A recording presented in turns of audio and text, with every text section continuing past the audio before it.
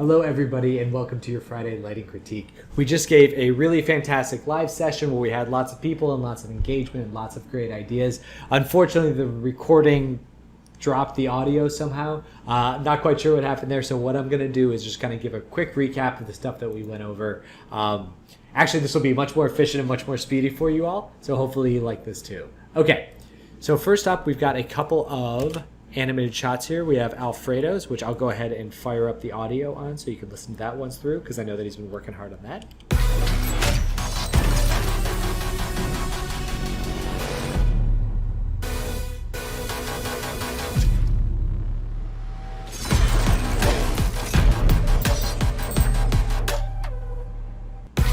Very cool. So let's talk about some areas that we think that we can improve upon. So just to kind of set the mood a little bit of what we were going for was from this Love, Death, and Robots fight sequence. It was very cool. Lots of neon lights.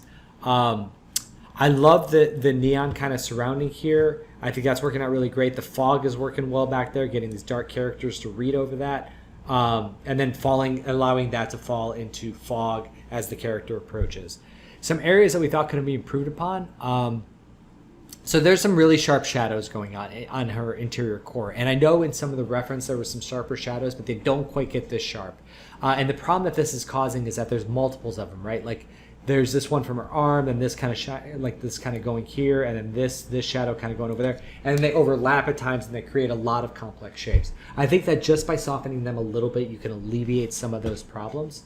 Additionally, I don't know if you're like me, but my eye is always so drawn to text and fonts and stuff. So having this bright text there in the background, there were times when I was watching it through the first couple times that I was just not paying attention to the action, and I was just trying to read what that says. My brain just naturally does that. So I would reduce the contrast on that, and you can do a couple things. You can reduce the contrast, let it fall back into place. You can have more of it surrounding. Or you can increase the depth of field blur and have it fall back there, because I think the depth of field blur is working out well. Like you've got in the rest of the shot, I mean, like this foreground depth of field work is working really well, and just increasing it on the background a little bit. You may just want to turn this robot off. We were noticing this in some other shots that like that movement it doesn't read as a robot. It just kind of causes some issues. In terms of her skin tone. If we want it, depending on the look that we were going for, if you want it to be more stylized, I think it's pretty cool. If you're going to match the reference a little bit, we would need some subsurface in her skin as well as some warmth in there, because her skin is feeling very, very desaturated, and that we're not kind of seeing any sort of warm flesh tones in there. In terms of, and then for this robot. It would be cool is if the robot comes in out of the main spotlight, if it still picks up some of these pink reflections would still kind of pick up on the metallic components of the suit as well. I love the yellow suit. I think that's working really, really great. I love the stripes across it. They're simple, but she looks great. So, and it matches the design of the shoes. All looking good there. Also, I wonder in this backflip if we can't tighten up the pink a little bit on her, like brighter and a little tighter too, just to kind of match some of these tight pinks that we were seeing in some of the reference as well. All right, cool. Hop over into Ayako's next. So for Ayako, there was, we think it's working really well. We like the feel of it. We just wanted to. A couple things. One was adjusting the atmospherics on it. Like, there's a point when the monster is kind of in line with this building, but the monster is getting more of the fog effect than the building itself is, and they should be at about the same plane. As the monster moves closer to camera, it should be getting darker and more contrasty, because it is getting closer. We really want to feel that movement of the monster towards us. I should credit people. Aaron had the idea of the fog falling back there. That was really good. The sky tracking is a big thing that you want to get in place. Like the sun is, kind of is moving with the shot, and it should really be out of camera here by the end. So just try a 2D track in the comp, because if it's moving with this, it's just the movement of the character will feel smaller. It's going to make an uneasy feeling for the audience as a whole. Also, really watch out for this building here, because like these look good when they're being hit by sunlight, but when they're not, they look very flat. So just make sure that there's some shaping, more shaping in there, and a little bit less fog too. It's a lot of fog for that building. I love like watching this eye throughout the shot. It's just great to get some flickery bits in there. And then as the character gets closer to the camera too, as we get more contrast on him, and he gets closer to the ground, it would be nice to get more bounce light up underneath him there. So that's looking really great. Now I want to hop over into Photoshop.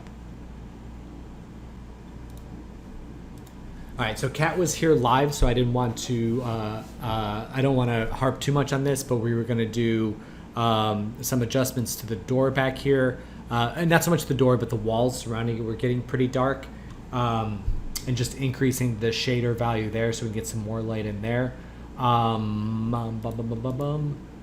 We were talking about how we've got better shaping on the character and throughout this.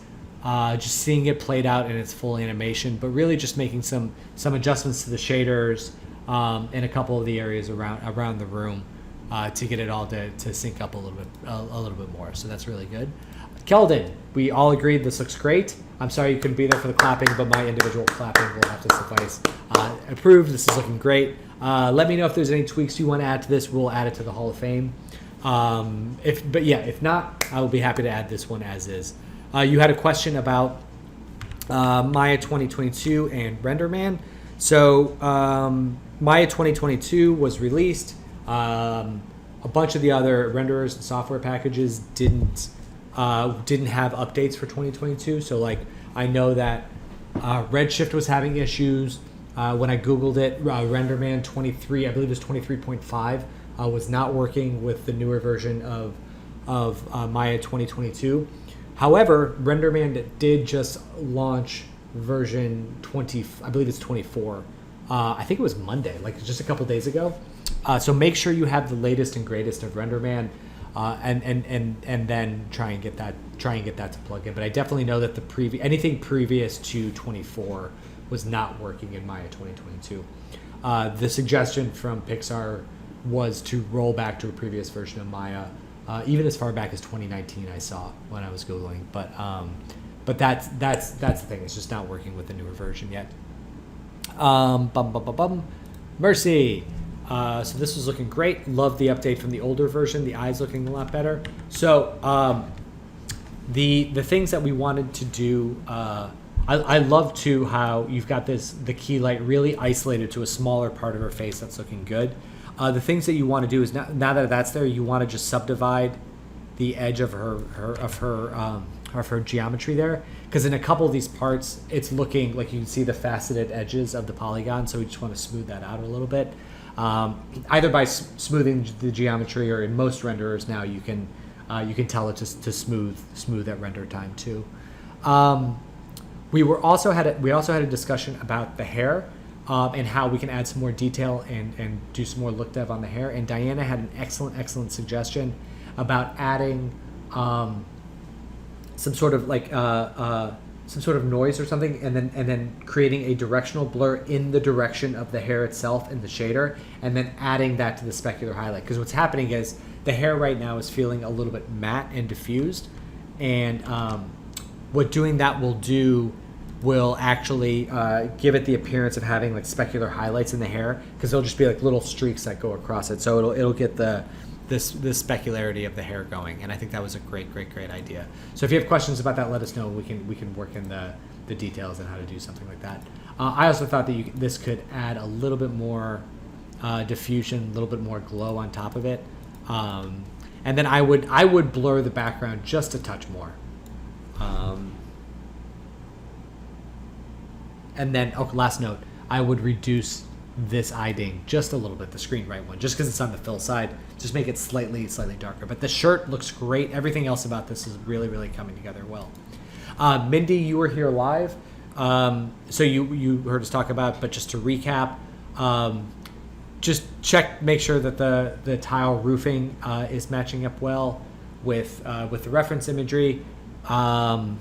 This area under here, we could kind of create a more organic painted edge to that, adding a lot more blue color to your sky value, or your sky dome light, to cool off those shadow areas would be really good.